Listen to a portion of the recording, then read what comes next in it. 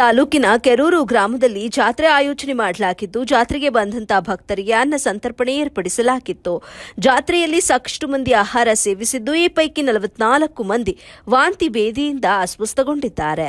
ಮಧ್ಯಾಹ್ನದ ವೇಳೆಗೆ ಎಲ್ಲರೂ ಒಂದೇ ರೀತಿಯ ಆಹಾರ ಸೇವಿಸಿದ್ದು, ಸಂಜೆ ಉಳಿದ ಆಹಾರ ಸೇವಿಸಿ ಜನರು ಅಸ್ವಸ್ಥರಾಗಿದ್ದಾರೆ ಅಂತ ಹೇಳಲಾಗ್ತಾ ಇದೆ.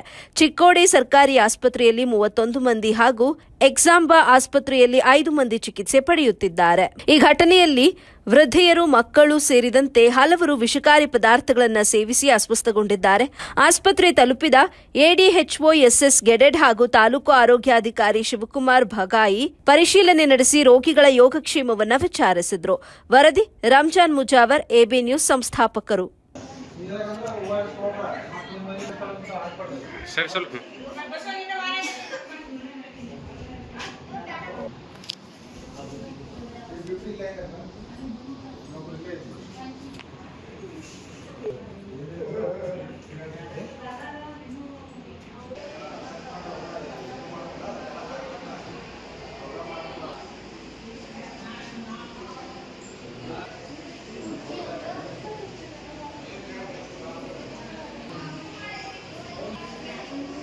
ಚಿಕ್ಕೋಡಿಯಲ್ಲಿ ಬೆಳಗ್ಗೆ ಕೆರೂರಿನಲ್ಲಿ ಜಾತ್ರೆದು ಆಹಾರ ಸೇವಿಸಿ ಅಸ್ವಸ್ಥಾಗಿ ಮೊದಲು ಬೆಳಗ್ಗೆ 10 ಜನರು ಬಂದರು.